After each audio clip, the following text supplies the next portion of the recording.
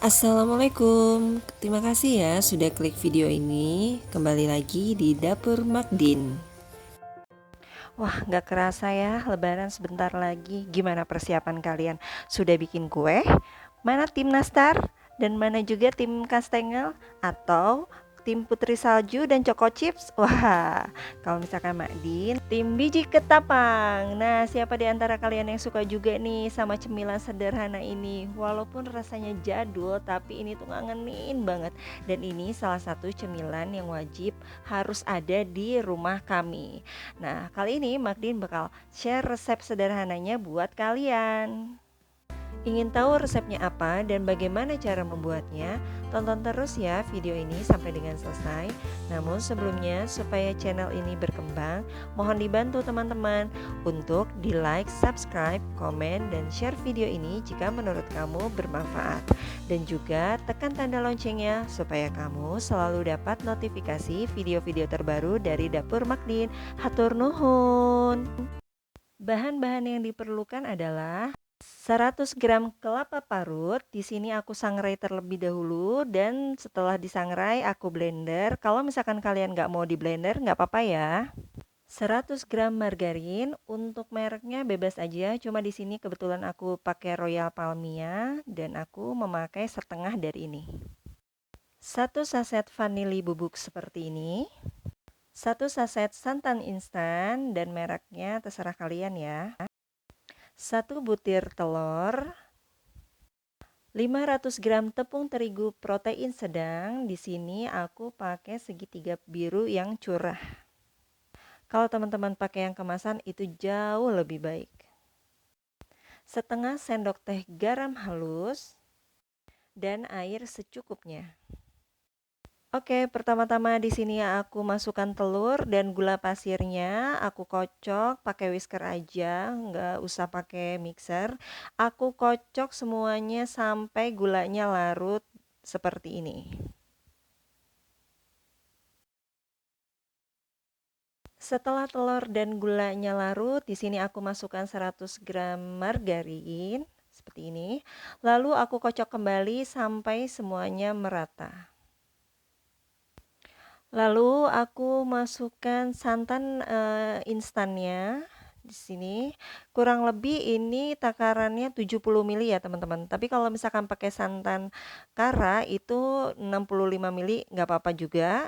Aku aduk rata kembali. Lalu aku masukkan garam halus dan juga vanili bubuknya. Nah, kalau misalkan teman-teman nggak punya yang sasetan ini, bisa tambahkan kurang lebih setengah sendok teh. Lalu selanjutnya aku masukkan tepung terigunya, masukkan secara bertahap. Dan kalau misalkan semua sudah masuk tepung terigunya, aku masukkan kelapa parutnya. Nah, di sini karena adonannya sudah semakin berat, jadi aku ulenin adonannya memakai tangan dan aku pastikan tanganku sudah bersih sebelumnya ya teman-teman. Ulenin semua adonannya sampai rata, pastikan semuanya rata tercampur dengan baik, seperti ini. Dan memang pada saat proses seperti ini agak berat ya teman-teman adonannya ya, makanya kalian harus ekstra tenaga untuk menguleninya. Dan teman-teman di proses ini juga aku masukkan air kurang lebih 40 ml, cuma nggak kerekot karena baterai HP aku udah habis ya, jadinya aku menggunakan hanya 40 ml aja. Tapi jangan patokan 40 mili ya teman-teman, soalnya kan kandungan tepung terigu kadang kan kelembapannya beda-beda dan telur juga kan beratnya beda-beda. Dan di sini masukkan airnya sedikit demi sedikit aja ya teman-teman ya, sampai dirasa adonannya itu bisa dibentuk dan tidak menempel di tangan. Selanjutnya, jika adonan sudah kalis, di sini aku mulai membentuk ya teman-teman. Aku memakai silikon mat seperti ini. Tapi kalau misalkan teman-teman nggak punya silikon mat kayak begini, kalian juga bisa mempergunakan plastik biasa ya. Di sini aku giling-giling. Sebelumnya aku kepalkan dulu sekepal tangan, lalu aku giling-giling seperti ini pakai tangan. Nah, untuk bentuk ketebalannya itu tergantung selera masing-masing ya teman-teman. Mau besar apa kecil yang dihasilkan itu balik lagi ke selera masing-masing. Lakukan sampai adonan selesai. Nah, misalkan kalian nggak punya silikon mat juga, nggak ada plastik yang bisa digunakan untuk alasnya, kalian juga bisa menggunakan cara seperti aku ini ya, dengan menggunakan kedua tangan seperti ini, lalu giling-giling aja di antara kedua telapak tangan kita. Dan biasanya ini juga yang aku lakuin waktu aku masa kecil dulu gitu, ngebantuin mamah tuh bikin biji ketapang tuh pakai begini gitu, nggak pakai alas. Jadi nggak usah dipakai repot, nggak usah jadi beban. Pokoknya banyak cara dan banyak jalan menuju Roma, cia. Yang penting rasanya enak, renyah, pokoknya mantul deh hasil akhirnya.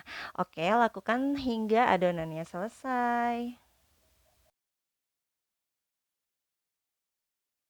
Setelah mencetak adonannya selesai, di sini aku siapkan 2 loyang ya, dan aku taburi dengan tepung terigu supaya nanti pas saat menggunting adonan biji ketapangnya itu satu sama lainnya nggak terlalu lengket gitu teman-teman. Setelah itu aku potong-potong adonan biji ketapang yang sudah selesai dibentuk memanjang seperti ini, memotong seperti jajaran genjang gini ya, menyerong gini ya teman-teman. Dan kembali lagi, itu tergantung ukurannya itu tergantung selera kita masing-masing. Kalau misalkan kamu nggak mau ngeguntingnya, kamu juga bisa menggunakan pisau, tapi lebih praktis menurut aku sih digunting seperti ini ya. Dan aku pastikan gunting yang aku pakai ini sebelumnya sudah aku cuci bersih, jadi dalam keadaan bersih. Dan lakukan sampai adonannya selesai habis. Oke, setelah selesai dipotong-potong, selanjutnya aku panaskan minyak di sini menggunakan api sedang. Lalu di sini untuk ngetes minyaknya sudah panas atau belum, aku coba masukkan satu biji dulu adonan biji ketapang yang sudah digunting. Nah, ini karena sudah panas, lalu aku masukkan beberapa sebagian hasil potongan tadi. Kalau bisa sih jangan terlalu banyak ya. Dan untuk tahap awal jangan langsung diaduk-aduk ya teman-teman. Khawatir nanti adonannya hancur. Jadi biarkan sesaat dulu sampai dikira maksudnya sampai kita anggap bahwa si adonan ini sudah kokoh gitu. Nah, aku aduk pelan-pelan seperti ini, tapi sekali-kali aja ya. Jangan terlalu sering karena khawatirnya takutnya hancur. Walaupun sebenarnya ini nggak gampang rapuh sih resep aku ini. Nah, seperti ini. Dan aku sarankan minyak yang digunakan itu jangan terlalu banyak ya teman-teman, karena biasanya untuk penggorengan yang ketiga dan keempat kalinya itu karena di sini mengandung telur, jadi si minyaknya itu suka meluap ke atas. Nah, kalau misalkan sudah kecoklatan seperti ini, tapi jangan sampai coklat banget ya, kita angkat karena proses pematangannya itu masih tetap berjalan walaupun si biji ketapangnya itu sudah kita angkat. Makanya jangan biarkan biji ketapangnya itu coklat banget di dalam wajan gitu. Karena kalau misalkan sudah ditiriskan seperti ini proses pematangannya itu masih berlanjut, teman-teman. Lalu lanjutkan lagi ke penggorengan berikutnya.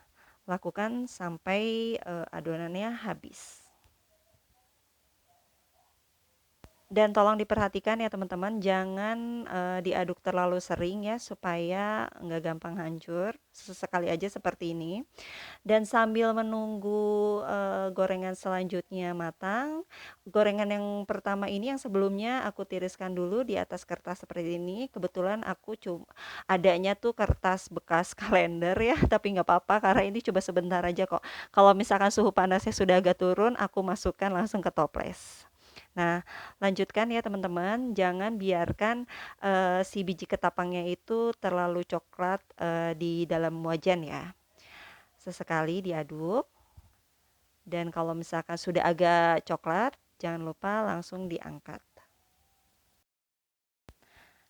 Oke, ini dia teman-teman, biji ketapangnya sudah jadi. Simpel kan buatnya?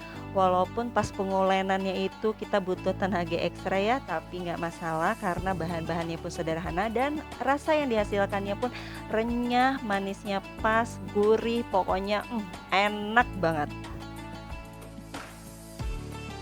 Jangan lupa teman-teman untuk dipraktekkan ya, karena ini kan mudah banget buatnya dan juga supaya variasi kue lebaran kalian itu terima kasih Bertambah sudah banyak menonton lagi. videoku hari ini. Semoga kalian suka. Sampai jumpa di video-video selanjutnya.